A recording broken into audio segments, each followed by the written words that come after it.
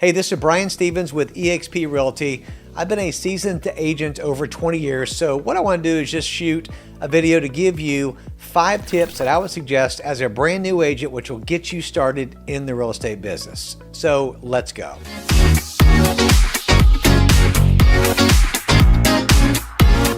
If you enjoy these videos and other videos, do me a favor if you would like, share, and subscribe to my YouTube channel, and that'll allow you to be notified whenever I record a new video. So tip number 1, sounds really basic, but get a good personal headshot, okay? That's fairly current. Make sure it's not a 20-year-old headshot of you back in high school, right? Use something that's fairly current. Get somebody to do something that's at a reasonable price, but you want to have a professional look, something like you would actually dress in when you're showing homes or you're listing properties. So a nice, clean headshot, maybe get 3 or 4 to choose from and put it on social media and ask people what they like the best. Now, this is going to serve for your business cards, for your online marketing, for a lot of your social media again. And so this is really important. Get a nice, clean, accurate headshot of yourself. The second tip is this: you want to have a great CRM. Okay, so the brokerage I'm with provides a CRM. It's kind of part of our monthly fee, but there are several good ones out there. Here's the thing about a CRM. Whatever you get, use it. The temptation is going to be to do this. You're going to buy your CRM, you're going to subscribe to one, and after a year, you're going to go, I don't like my CRM, it's no good, I'm going to find another one. The truth is, the best CRM is the one you're going to use. I've done that many times. I've switched. I've said, this is better, that's better. While that may be the case in some instances, the main thing is find a CRM that you use that's user-friendly, that's super easy, that kind of works well with your business. Now, we have KV Core that we actually get as an agent with eXp, which is very user-friendly. Takes a little bit of learning to know what it'll do, but it'll lead generate. You get a website with it. It's a really good CRM. So here's what you want to do. You want to drop every name, every email, every contact number in your CRM, because this is going to be your lifeblood for your real estate career. So get a great CRM and use it. The third thing is this: you want to be very available for open house opportunities. Open houses are huge right now. Now, it is August of 2023, and there'll always be really good opportunities for new agents. Right now, we're seeing in this marketplace, open homes is a great idea. It's a great tool to get leads, to build relationships with other people, to get used to talking to buyers and sellers, to kind of find out, how that process works whenever you get live in front of a listing client, a buyer showing them homes. It's great practice, if you will, but also it's a lead magnet. So do an open house. If I'm a new agent, I'm going to do them Saturday and Sunday. Lots of open homes. I've got a new agent working with me right now, and every Saturday, I've told him that you need to try to do an open house at least every weekend. You can do them whatever time frame works in your marketplace. Tip number 4, and this is going to be optional depending on the team you are on. For our team signs, we have a generic team sign, and then we suggest for all our agents to buy sign writers. Now, a sign writer will attach to the bottom of the sign. You want to have your name and your cell phone on there, because many times buyers like to go buy signs. They like to call the agent direct on their cell phone so they can get information right away. So sign writers are some good local sign companies in your marketplace. They're typically running, depending on $30 to $50 a piece. Get them double-sided, hang it from the sign and you want to put on your sign writer your name, but put cell phone number. Let them know they're not calling a landline, they're not calling some generic number, they're calling your cell phone number, and they're going to get an answer right away. So tip number 5 is you want to get your social media set up. Now, I'm going to give you paint a very broad picture.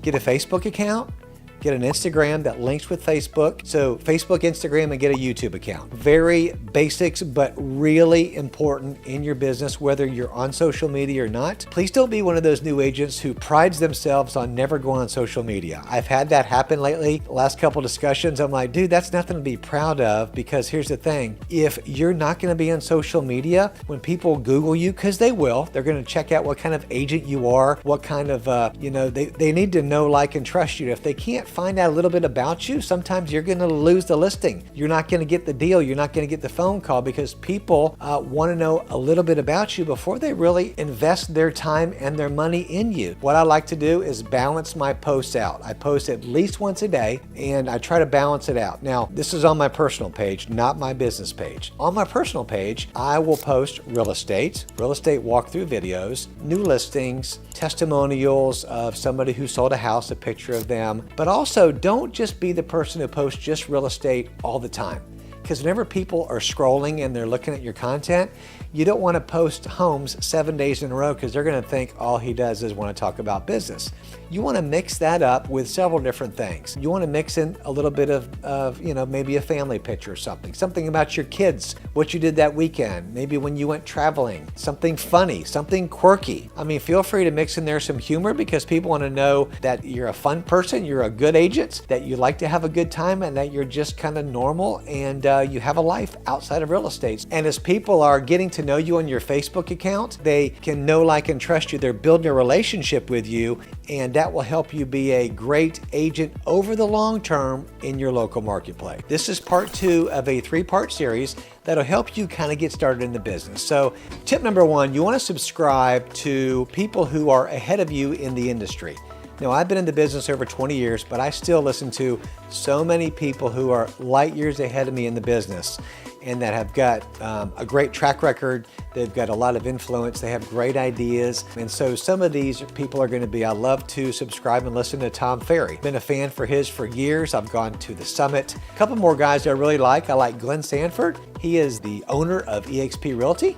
Part of it, as the agents are the other part owners. And Glenn is a world of knowledge, has a lot of insight in the real estate market. He is great to listen to. Another guy is Mike Sherrard. Mike is in our organization, and Mike is incredible when it comes to video content for knowing the market. We have great masterminds on his team. These are guys that are great to tune into. So many more out there, but find some people who are ahead of you in the industry, subscribe to their podcast or YouTube channel to really fill your head with the right knowledge and to grow as an agent. The second thing is this: I have signed up for many referral-based companies that have a fee on the back end. These have been extremely helpful for me when I was getting back into the business. I was out of the business for about a 7-year period doing some ministry work. When I got back in the business in 2015, I didn't have my book of business right there. I had to make a lot of phone calls to let people know I was back in the business. So I went to these referral-based companies. Now, what I love about these is you can sign up for them and you pay them on the back end. So no money up front, no monthly fees. You always want to ask these companies that are going to call on you every day. Here's what I do. I don't want a monthly fee. I don't want to pay up front. I want to pay on the back end. This was my strategy, having little cash, getting into the business, which I know a lot of new agents don't have to play with. So find the ones you can pay a 30% referral fee, a 25% referral fee if you can find any out there, 35% referral fee. I've seen a few of those out there too, but it's something is better than nothing. The third tip is this: you want to be very active online. Okay, we've talked about social media, but really make sure you're tuning into all the social media sites to get a broad perspective of it, and really then invest in certain ones. So I want you to go on LinkedIn, set up a profile. I would get a TikTok set up. Again, YouTube, Facebook, Instagram, all the platforms to get a presence of it. And then if I'm you as a new agent, I'm going to pick a couple of those. I suggested, for example, maybe Facebook and YouTube, if that works for you. Dive into those platforms, get really good on them, get really present on them, and just having a goal your first 12 months as a new agent. I'm going to dig into these 2 platforms, and I'm going to be on those platforms every day. I'm going to post all the time. I'm going to be very relevant. I'm going to know how to get around the platform, how to post, how to edit, all that good kind of stuff, because you've got to be online. You've got to be disciplined to do that, and you will find yourself gaining traction over time. Tip number 4, as a new agent, you're probably not going to have a lot of listings. So what I would suggest is get on MLS, find some vacant homes. Maybe it's somebody on your team, maybe it's somebody in your company, maybe it's somebody just in your marketplace, but find vacant homes and then call or text the agent and say, hey, can I go preview your listing? So go into MLS, confirm your showing, go take a look at the home, get an idea of market share, of what's going on in the market. By touring vacant homes, you're going to have an idea of the market. You're going to know this home was $350,000. It was in my neighborhood. I have an idea what it looks like. So when you get a buyer for $350,000, now you've toured this home in your marketplace. And as a new agent, the more homes you tour, the more you're going to get an idea of what the market is. You are the market expert. So tour vacant homes, look in model homes, go to builders homes. This costs you no money. It just takes an investment of your time, but it will allow you to become the local expert. And tip number 5 is this: don't be a secret agent. You want people to know you're in the real estate business. Always have business cards on you. You may have the pin that shows your name and your company on there. Nothing wrong with that. I see a lot of people still doing that.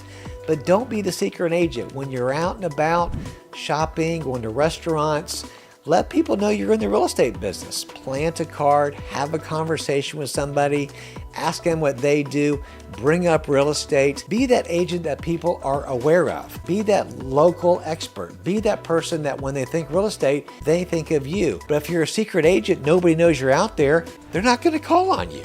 Go to some of these local networking events, whatever it takes to get your face and your name out there. Let people know, I help clients buy and sell homes for a living.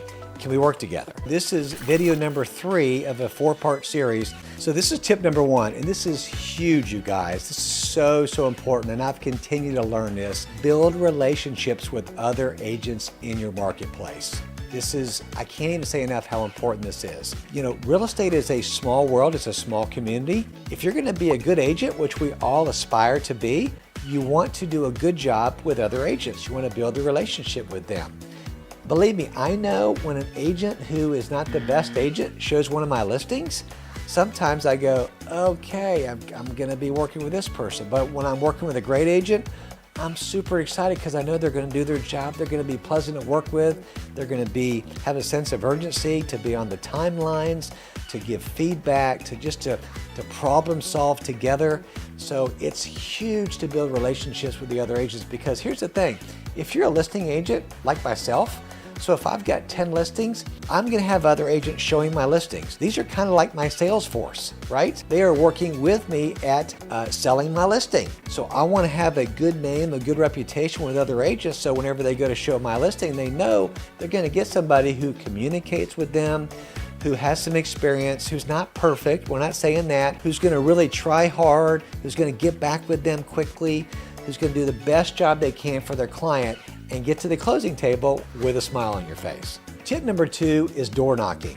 While this can take a little bit of time, it doesn't cost money up front. And as a new agent, let's face it, you've got more time than you do money. So door knocking is a great thing to do. Now, for example, what this may look like is this. You've got a new listing, someone in your office has a new listing. You just go knock at 5, 10, 15 doors around that listing, introduce yourself, tell them about your new listing. The first thing they're going to ask is how much is it listed for, because they're gauging in their mind how much they can get for their house. And that's okay, you're building a relationship. But when you door knock, you're getting face-to-face with clients. There may be a future listing right there.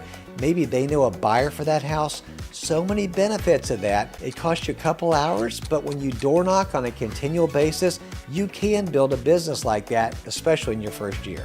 Tip number 3 is something that I've really learned to fine-tune the last couple years. And again, I've been in the business over 20 years. That's to get up and have a really disciplined schedule. Now, if you are a new agent, I'm telling you, the first thing you're going to be thinking is, woo, I can do whatever I want, whenever I want to do it. That's the temptation, is to not have a schedule. And the hard part about being a new agent and having time freedom, if you will, is our lack of discipline. So I have been all over the map with this. Here's what I can tell you what I've learned. Get up at a certain time every day. You do your workouts, you do your devotionals, you have your prayer time, maybe do a Thanksgiving journal, eat your breakfast, but know that you're going to be dressed, okay, and in front of the computer by a certain time. For me, for example, I'm in front of my computer lead generating for 2 hours every morning, regardless. 9 to 11, I'm on the phone, I'm talking to people, I'm texting people, I'm emailing people, I'm lead generating, which has absolutely revolutionized my business the last couple years.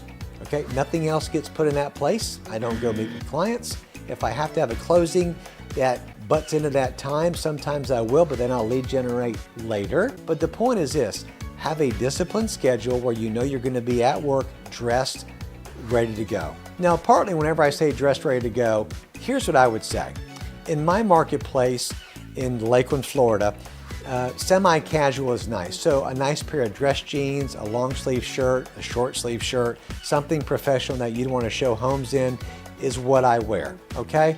Different marketplaces are gonna be a little bit different. And again, I don't wanna sound judgmental. That's not my point of this, because in some markets in Hawaii or other parts, Key West, maybe you're dressed in cool shorts and a cool Tommy Bahama shirt, and then you kind of work in that. That's the go-to there. In my marketplace, more a semi-casual, and so you wanna get dressed like that, ready to work. And here's why. If I'm in front of my computer, it's 9 a.m., I'm doing my lead generation. When I hop off the phones at 11 a.m., if I need to go run a quick errand before my next appointment, if I went in Home Depot or Lowe's to get a key made for a listing, I run into somebody. If I'm not dressed professionally, how does that look to somebody you run into? Say you're dressed in shorts and workout stuff, you know, you don't really look like you're professional. You run into somebody at Lowe's, they say, oh, hey John, how you doing? I see you. Are you off today? What, are you going to the beach? You're like, no dude, I'm in real estate. And they're thinking, oh, you're in real estate? You dress like that? I'm just saying, perception is reality for a lot of people. So you want to get up, you want to look professional, you want to be ready to go. Another thing that does for you is it gets your mindset in line with where you need to go. When you're dressed, you're professional, you have a more professional mindset as you lead generate, as you talk to people, as you build relationships. Looking the part is part of the deal. And tip number 4 is this. You want to go to lunch to kind of hang out, maybe do coffee with people who are top producers. Somebody who is ahead of you in years of experience, somebody who's done several more deals than you have. It's a great idea to do that. I can't say enough about people who invest in other people to do that, because you'll pick up 1 or 2 things from them that will help you level up your business even more just by having a 1-hour get together with somebody, picking their brain, asking good questions, finding out how they approach this or that. Maybe you can make connections with a great videographer, photographer, somebody who will help your business along. But take tips and suggestions and listen to that wisdom that some of these more seasoned agents or agents that are doing double your production will give to you, because they will absolutely level up your business. 4-part series, you're in part number 4. Tip number 1,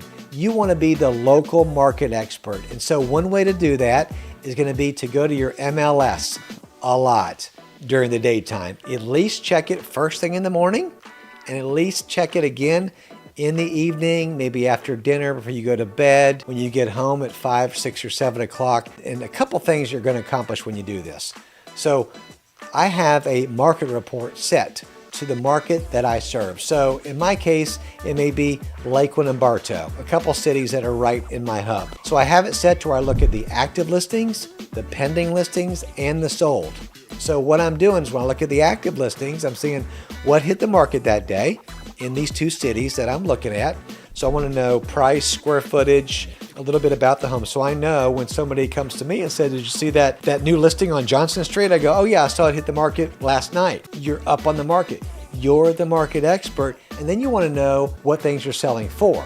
So look at the sold homes. You want to know what their average list price was, what it sold for, maybe the agent that sold it, maybe give them a little congratulations whenever you see them. The other day I was talking to an agent, and they had sold a big property here in the Lakeland area. If it was a $2 million sale, which is really big. We average about $350,000 for our average sales price. So this was really, really a big sale. I said, hey, I saw you sold a huge home the other day for $2 million. She said, well, thank you very much. I said, absolutely, that's fantastic. If I wouldn't have looked at the sold listings, I'd have never known that. Make sure you're looking at that hot sheet, that market report, active, pending, and sold. Be tuned into that, because that way you'll get to know your local market. The second thing you can do is this. As a new agent, you want to look at for sale by owners and expireds. It's a great source of business. Now, there's a whole separate video on expireds and for sale by owners, but you want to build relationships with these people. These are people who want to sell their home. They either were with an agent who couldn't get it done, or they're trying to do it by themselves. And so get in touch with For Sale by Owners, Expireds. It's a great source to jumpstart your business. Tip number 3 is this: grab your iPhone and go video a listing. Just starting off in the business, I remember thinking, how can I get exposure? How can I get some traction in this market? So I grabbed my iPhone and I actually kind of did it up landscape-wise like this, right? And I went and videoed a house. And I walked through and I dropped it on YouTube and people started commenting on it. I thought, what's going on here? And I put it on Facebook. And somebody said to me at a local restaurant, they said, hey, I saw your video on Facebook of that walkthrough on that house. And I went, oh, you did? And they thought, yeah, that's a nice house. Do you have any others like it? And all of a sudden, I started creating a market share, a market awareness, a presence in the marketplace just by videoing a listing. If you don't have a listing as a new agent, contact somebody in your office and say, can I go shoot a video of your listing? Of course, they're going to say yes because they want to sell the listing. Go do a video, do the best you can on it, maybe talk a little bit. If you don't want to talk, edit in some music on there, put on your social media. It's a great way to get started. And the last tip, which could have been tip number 1, real estate is a relationship business. It's all about the relationships with other real estate agents, with your contractors, your vendors, with your clients, your buyers, your sellers, your teammates. It is so important. And what I would suggest, that is always our target every day when we get up as a real estate agent, as a person in general, is to operate with honesty, with integrity, and with good intentions to serve other people. When you go into this business thinking I'm going to act honest, no matter what the circumstance would dictate or lead me to be tempted into, I'm going to lead with integrity. I'm going to be the person that God wants me to be. And I'm going to always be looking out for the interest of my client, of my buyer, my seller. When you do business like that, you will have a long and successful real estate career, and other people will look up to you, admire you, and you will be a great example in your local real estate community to how to be a really good, strong, reputable real estate agent.